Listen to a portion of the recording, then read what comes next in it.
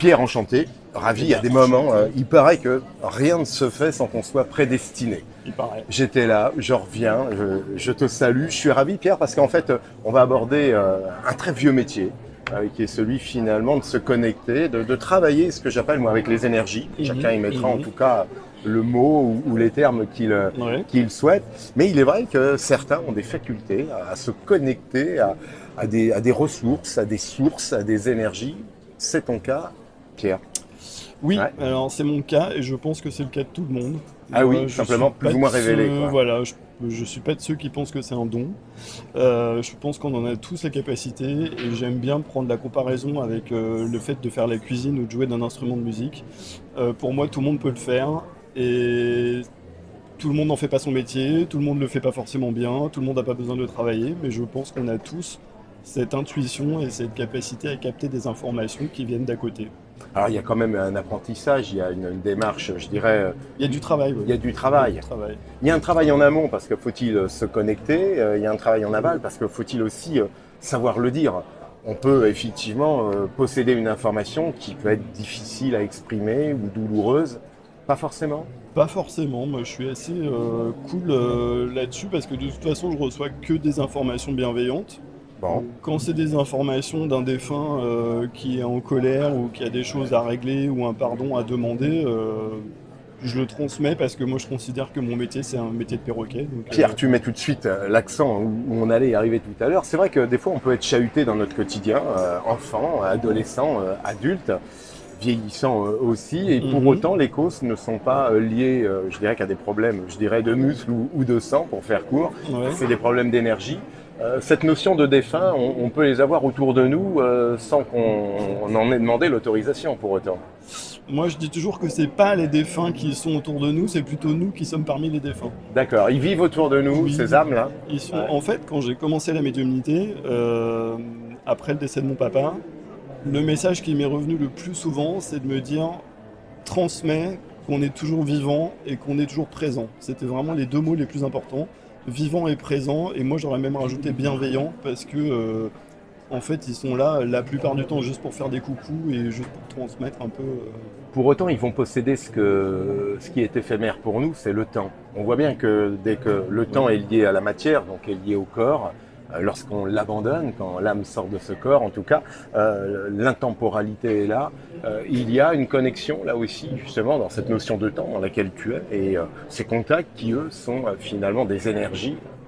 Oui, alors au niveau du temps, c'est un petit peu compliqué. Moi, les contacts sont un petit peu différents selon que le défunt est parti il y a un an ou selon qu'il est parti il y a 30 ans.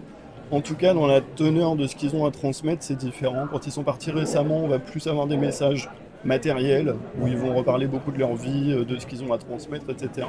Quand ils sont partis depuis plus longtemps, ils vont transmettre des informations sur la vie des gens qui sont en train de me consulter, ou même ils vont donner des informations sur l'au-delà, sur la façon de progresser de l'autre côté. Mais c'est vrai que cette temporalité-là, pour elle, est différente de la nôtre. Ouais. On a, on le voit dans l'usage de notre quotidien, des fois des énergies qui nous habitent. On dit tiens, ça, il ressemble à son vieil oncle ou à son grand-père. On est dans le vrai, on peut posséder, je dirais, une énergie qui a été Bien finalement sûr. celle d'un autre corps. Bien sûr, je pense qu'au fur et à mesure des réincarnations, oui, il y a des choses qui se conservent. Ouais. Pas toujours des bonnes choses d'ailleurs. Des fois, ça peut être des choses dont notre travail consiste à nous débarrasser d'une vie sur l'autre.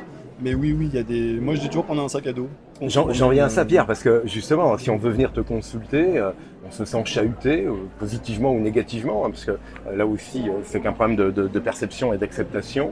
Tu as cette capacité, je dirais, à réguler, à avoir une logique d'un tamis pour dire ce qui était en ajout, là, énergétiquement parlant, on va vous en protéger, on va faire une barrière.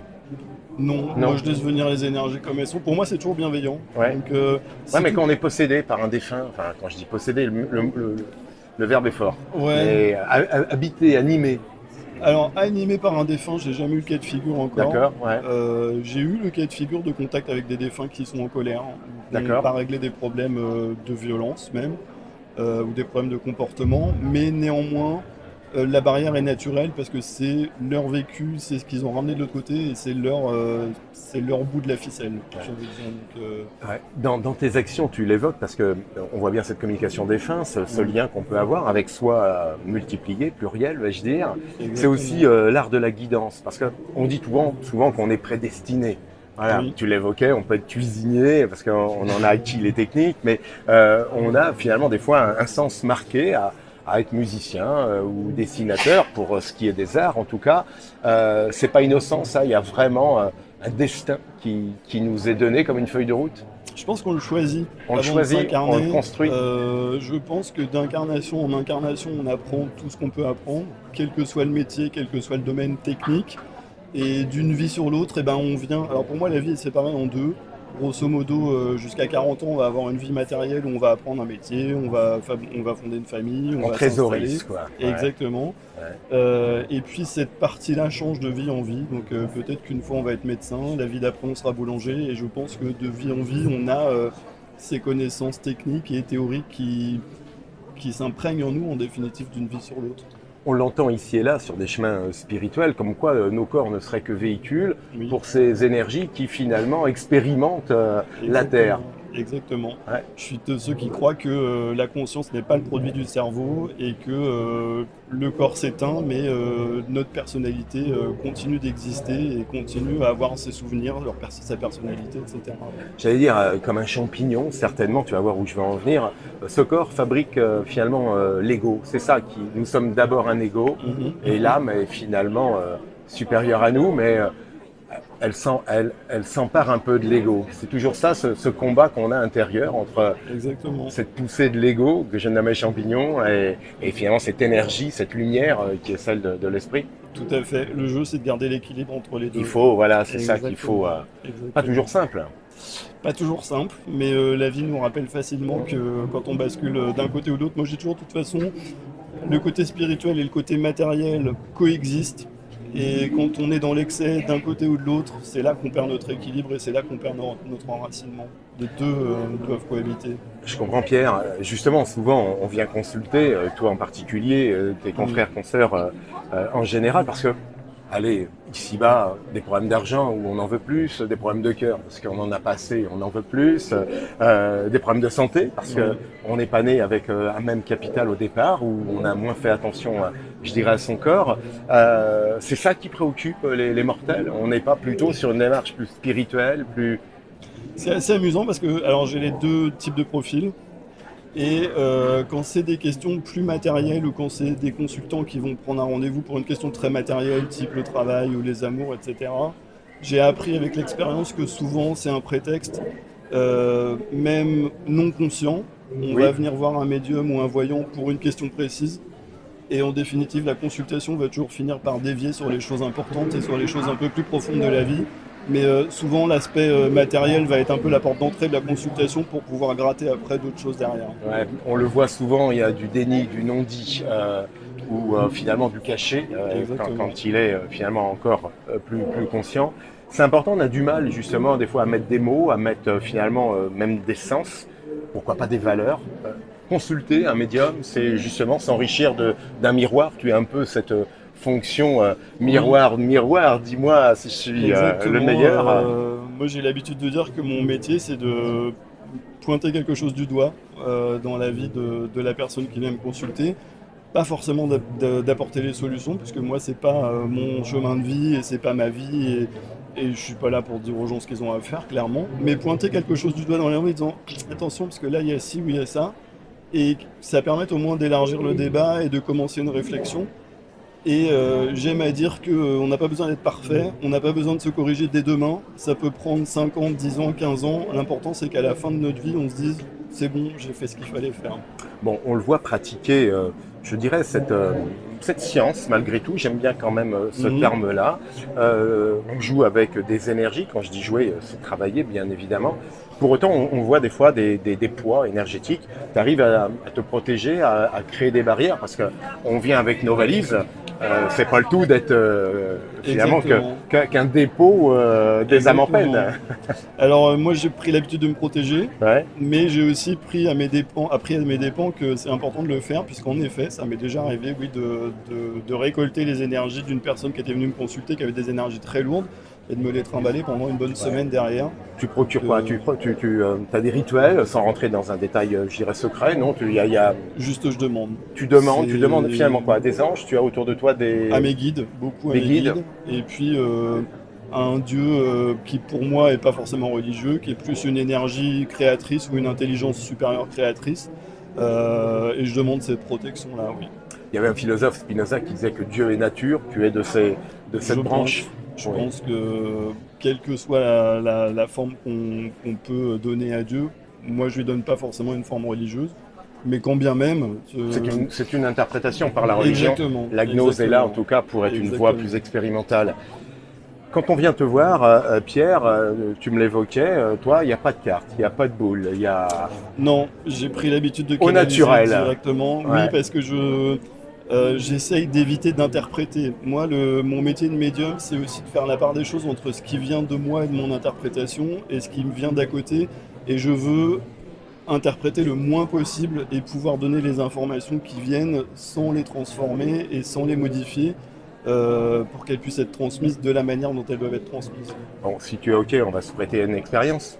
Je vais faire le client. J'ai vu que tu avais noté mon prénom déjà. Oui, C'est impératif, il va falloir aller chercher. Tu n'as pas besoin de savoir qui je c'est une suis. habitude. Ouais. C'est une habitude. Il faut quoi? Tu vas te connecter à moi? Genre, comme ça, là, tu as reçu déjà. Là, non, mais je demande, je me connecte et Je te laisse demander, c'est quelque chose. je t'ouvre la porte. Allez. Est-ce qu'il y a un défunt qui... que tu serais susceptible de vouloir contacter? Oui, à cette question, je peux te répondre oui. Effectivement, mon grand-père. Il s'appelait comment? Raymond.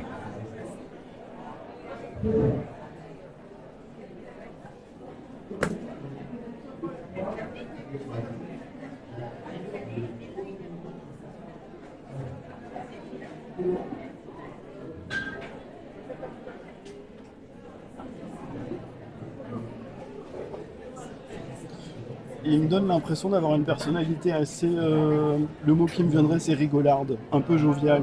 Ah oui, oui, oui, totalement. Oui. Pas quelqu'un de réservé ou Non, de discret. non. Vraiment, je dirais bonhomme.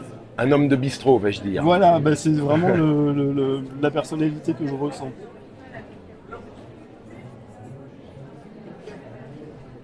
Il me dit que vous avez quelque chose en commun, comme une ressemblance, mais j'ai pas l'impression que ce soit une ressemblance physique, j'ai l'impression que c'est une ressemblance plutôt dans la façon d'être ou dans le caractère, quelque chose qui t'aurait transmis, parce qu'il me montre, l'image qu'il montre, c'est toi et lui à côté, comme s'il y avait vraiment un point commun. Alors, j'ai pas l'impression que ce soit physique, mais peut-être que c'est aussi physique, mais en tout cas quelque chose de commun dans la personnalité. Et il est fier de ça. Comme un genre, bah, comme ce qu'on disait tout à l'heure, un genre de transmission un peu Ouais, un héritage transgénérationnel. qui m'aurait confié, certainement une capacité je dirais, embrasser l'autre, comme on dit verbalement, hein, ce qu'on prouve par notre interview commun. Une analyse aussi, il me parle d'analyse, une capacité d'analyse et de faire la part des choses. Mais il me le transmet au sens large, vraiment dans toutes les situations de la vie. Il est fier, et vraiment c'est important pour lui que je te transmette qu'il est fier Ah bah, en de tout ton cas, travail. C'est quelque chose qui le... presque comme si ça le mettait en valeur lui-même.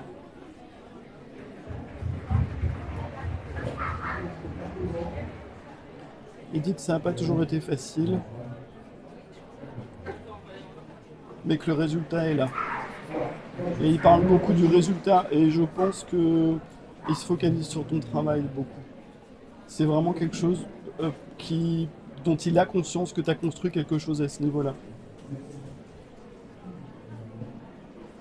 Il dit que tu es ouvert à la différence. Donc je pense que c'est dans le relationnel avec les gens.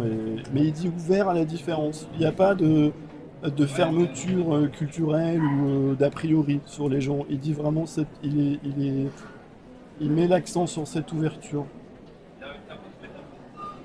Et il dit, alors là, ça pourrait pas être mieux. C'est vraiment quelque chose de- qui est vraiment le plus positif, c'est cette façon d'aller vers l'autre et de mettre en valeur ce qui est différent chez chacun. Il dit chacun est une pépite, Il n'a pas tort. au sens humain. Il me parle de pépite.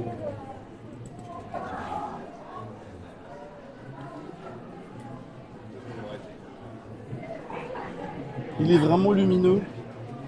Je pense que il a dû s'élever. Alors je ne sais pas depuis combien de temps il est parti, mais c'est quelqu'un qui a dû prendre de la hauteur beaucoup parce qu'il est lumineux. Et il te dit que c'est un accompagnant.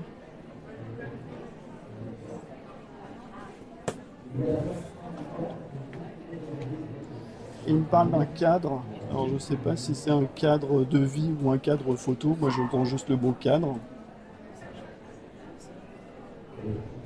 Il me parle du cadre de ta vie. Il dit vie. Ok. Et c'est marrant parce qu'il me dit dans les clous, cadré dans les clous. Donc je pense qu'en fait il est en train de te dire que tu es bien à ta place et qu'il n'y a pas d'hésitation à avoir dans la direction à prendre. Et il redit encore, il dit les choses sont bornées dans ta vie. Il reparle de ce cadre et des choses qui sont construites. Il parle beaucoup de construction. Il te dit, t'as pas fini de gravir l'escalier, il y aura encore des choses à aborder, des choses presque à absorber. J'ai dit aborder et il me corrige, il me dit aussi à absorber en quantité d'informations. Et il dit il y aura encore du travail à ce niveau-là, mais il y a déjà, il dit il y a déjà un beau volume d'informations qui a été intégré. Il te dit tout ce que tu fais, tout ce que tu intègres maintenant, ça te servira plus tard de l'autre côté. D'ailleurs c'est marrant parce que c'est ce qu'on disait tout à l'heure.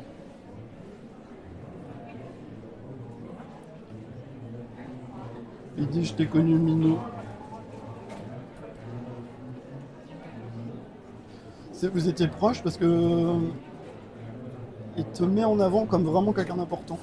Alors je sais pas si vous Un grand-père très proche, ouais. côtoyez beaucoup, mais c'est vraiment. Il te dit il t'a donné la main plus d'une fois, et c'est au sens propre et au sens figuré. Je pense que aussi depuis qu'il est parti, t'as donné la main plus d'une fois. C'est quelqu'un qui te soutient dans ces énergies-là.